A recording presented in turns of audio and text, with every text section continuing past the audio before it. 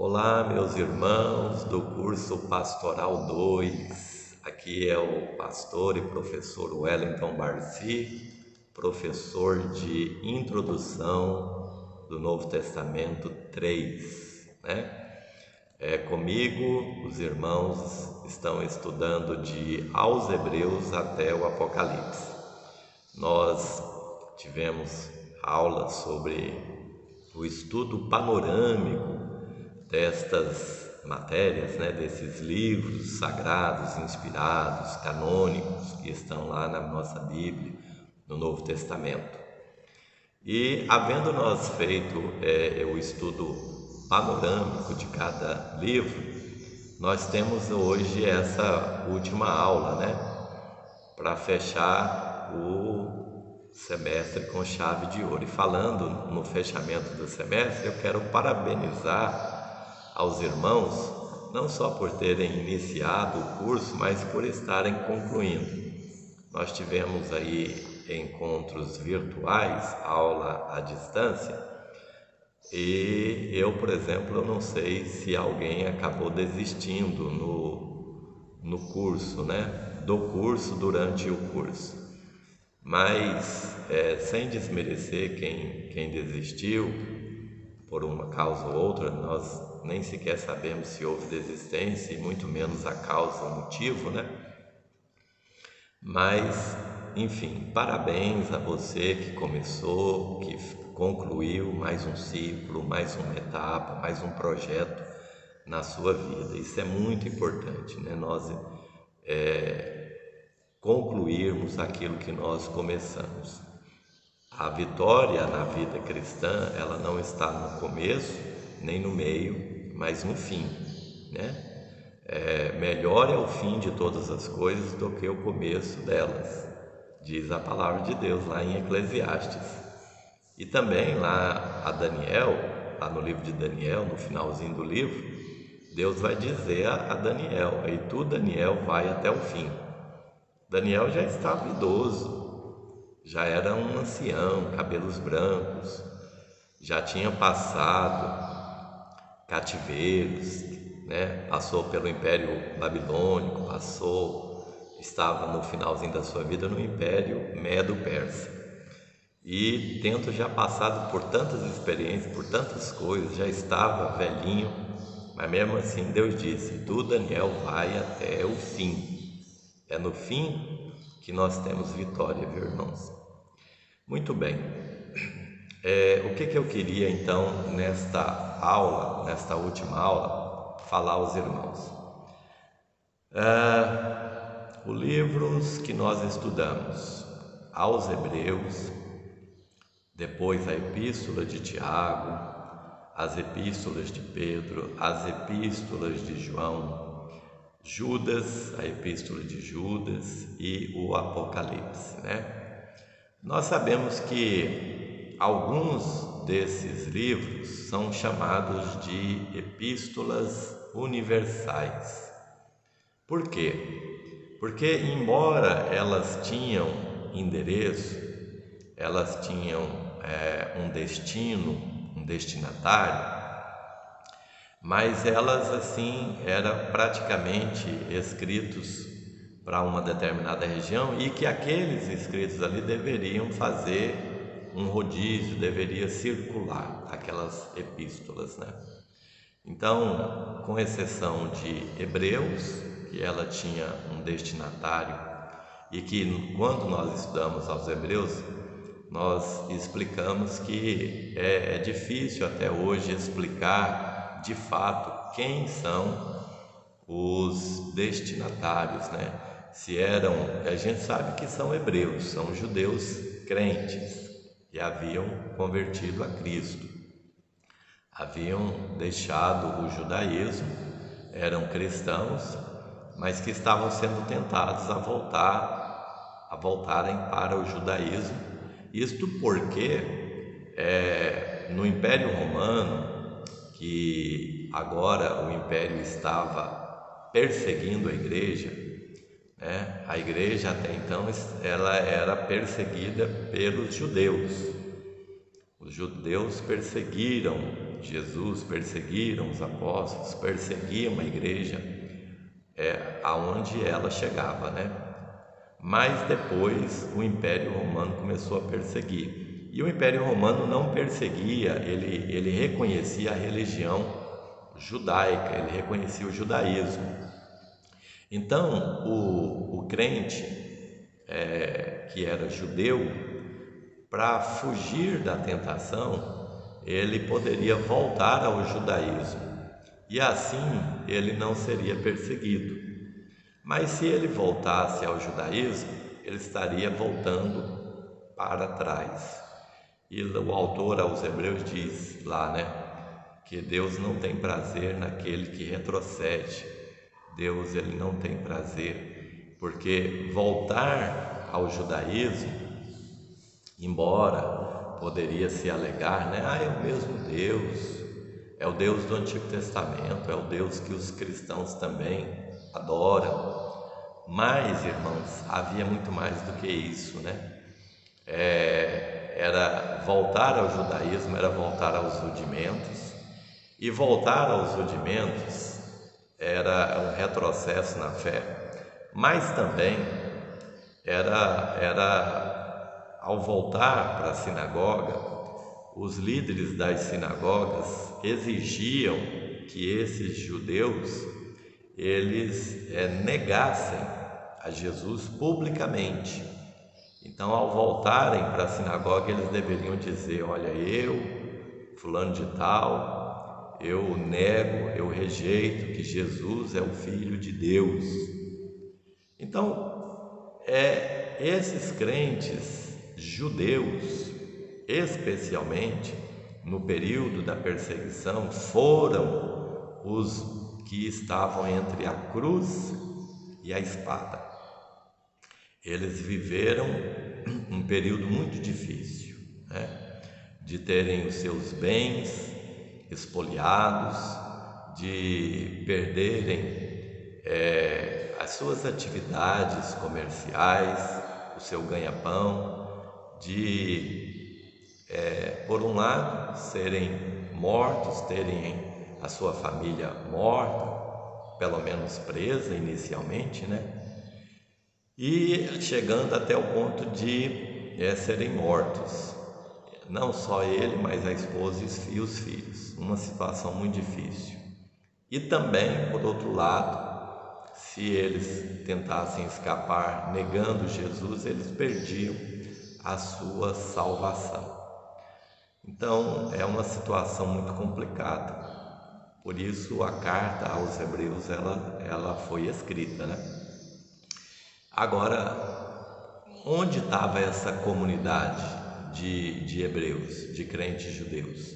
Essa é uma questão que nós estudamos e entendemos que estava na cidade de Roma, né?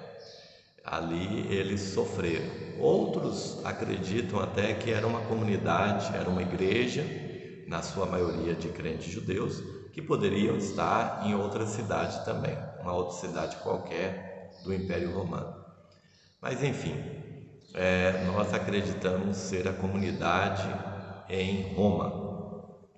Aí depois de aos Hebreus, nós vimos aquela epístola muito prática, né, de Tiago. Tiago, ele escreve não muita teologia, embora nós encontramos teologia na carta de Tiago, mas ele chama muito para o dia a dia, para o cumprimento da palavra, para observar a palavra na vida, para viver a palavra, né? Praticando a palavra, porque aquele que apenas escuta, aquele que apenas lê e não pratica, Tiago diz, é como alguém que vai até o espelho e vê ali que precisa de fazer a barba, vê ali que precisa de pentear o cabelo, vê ali que precisa de lavar o rosto, mas ele simplesmente vê a sua necessidade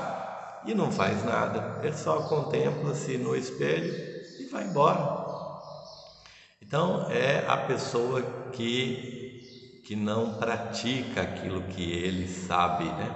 nós estamos vivendo num período de tempo em que a epístola de Tiago ela se faz muito necessária na vida da igreja. A igreja precisa viver, né?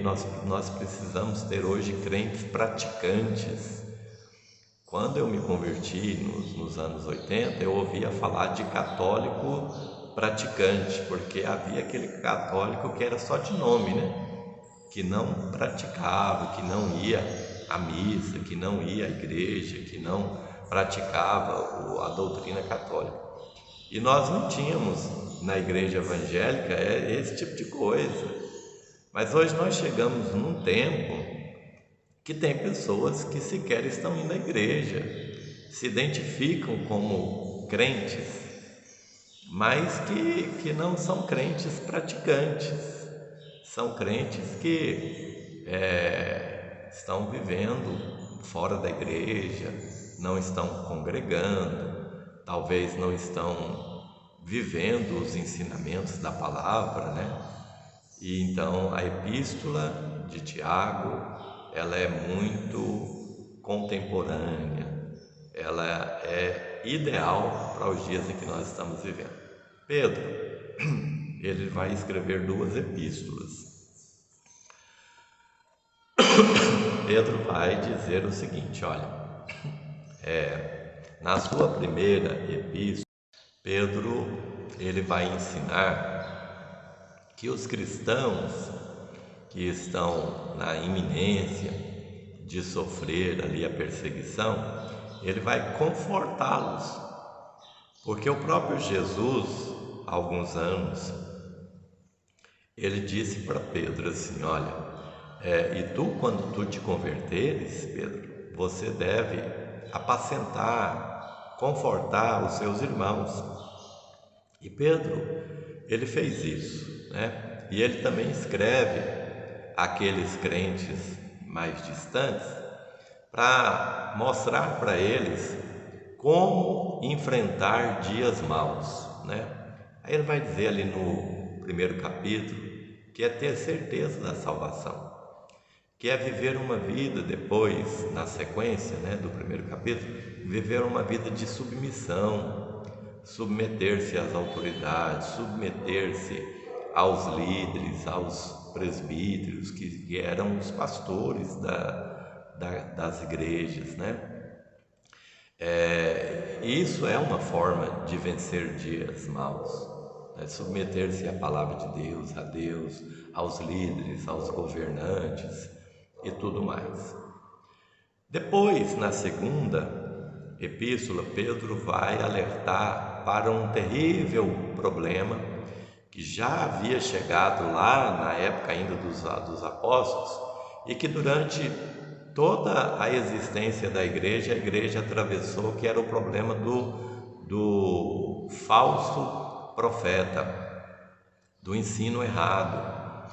E a igreja, desde os apóstolos, ela lutou contra eles, porque Pedro vai dizer o seguinte, olha, assim como no Antigo Testamento houveram falsos profetas, entre vós, ou seja, no meio da igreja, vai surgir falsos mestres, né? E aí ele vai dar as características desses falsos mestres, e nós precisamos nos atentar para isso, né? As cartas de Pedro também, elas são muito atuais mesmo, e nós precisamos lê-las, estudá-las e guardá-las em nossa vida, porque nós vivemos dias maus, nós estamos aí no princípio das dores, né? no começo do fim, não se pode negar isso, e nós estamos também vendo que no nosso meio há muitos ensinamentos falsos, errados, há falsos mestres entre nós. Depois nós chegamos lá em João.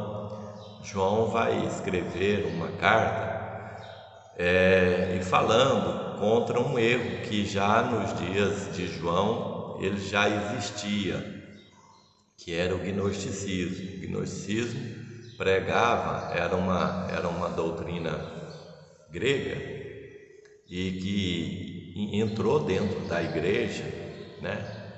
que dizia o seguinte: olha, o gnosticismo, ele entendia que a carne, a matéria é má, o espírito é bom. Então, é impossível que Deus tenha se feito carne, que Jesus viesse em carne.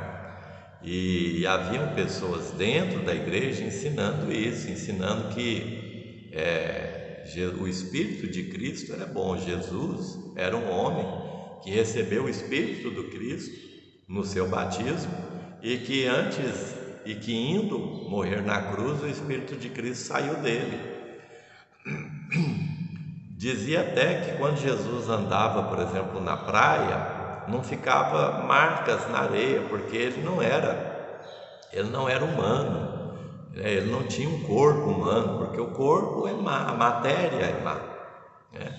Então, por isso que Paulo, bem antes disso, escrevendo à igreja em Corinto, que era uma igreja grega, e que Paulo vai dizer o seguinte: olha, nós pregamos a mensagem da cruz, que é escândalo para os judeus e é loucura para os gregos, porque os gregos não admitiam a encarnação de Deus, né? E aí João, ele vai dizer o seguinte, para alertar a igreja contra esse falso ensinamento: olha, nós apóstolos, nós vimos ele, nós tocamos nele, nós pegamos nele, né? Porque a vida se fez carne, Deus se fez carne, se encarnou, morou entre nós, e entre outras coisas que ele também nessa primeira carta vai ensinar se aquele que a necessidade do amor na igreja. A igreja, ela não pode assim, um irmão pode dizer assim: olha, eu amo a Deus, mas eu não consigo amar o meu irmão. Aí João vai dizer: como é que você diz que ama a Deus a quem você não vê, e você ama e não consegue amar o seu irmão a quem você vê? Que tipo de fé é essa? Na segunda, João vai escrever na sua segunda carta para uma igreja que ele identifica como senhora. Parece que está escrevendo ali identificando a igreja no seu lado feminino.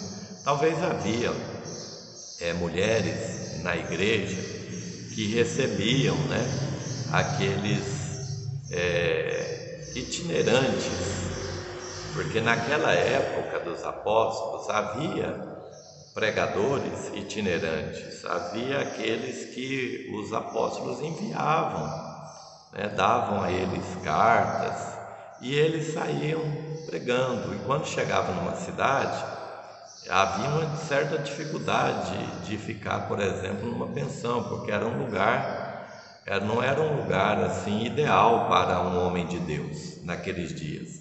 As pensões, elas eram lugares de bebedice, eram lugares que virou um antro de perdição, né?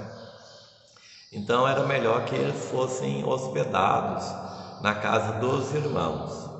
Mas os falsos profetas aproveitaram disso, e além de ter ali um lugar para dormir, para comer, de graça, né? Fazer ali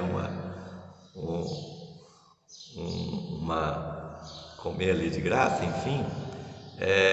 Eles, além de introduzirem nas igrejas falsos ensinamentos, talvez eles aproveitavam também daquelas mulheres que abriam as suas casas na boa intenção de receber ali esses itinerantes, mas que às vezes elas tinham esse coração bom, porém não se atentavam para o conteúdo que era trazido para as suas igrejas, né?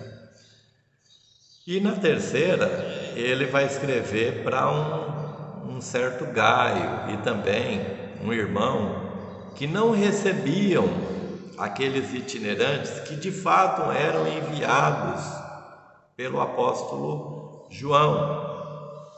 Então havia alguém que era ciumento, que que não aceitavam sequer um enviado do apóstolo João e que eles queriam ter a primazia na igreja. Então, por um lado, haviam igrejas, mulheres que recebiam qualquer um, né? Até mesmo um falso mestre.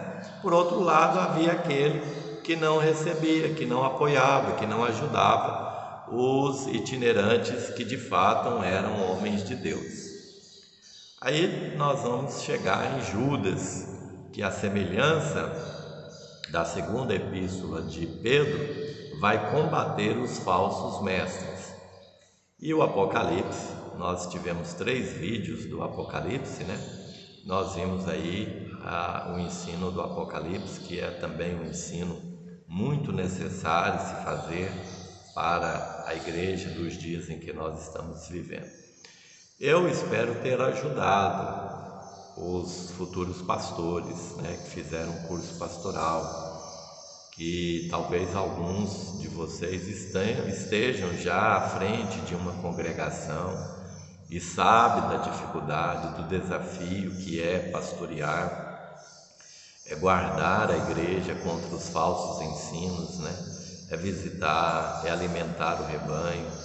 É um trabalho difícil, árduo, é um trabalho que as pessoas à nossa volta não fazem uma boa interpretação de nós. Pastor é um ministério, o ministério pastoral é um ministério solitário, né? Muitas vezes não é apoiado pela própria igreja.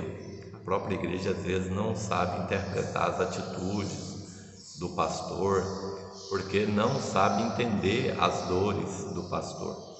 Mas por outro lado é muito gratificante, é muito maravilhoso, né?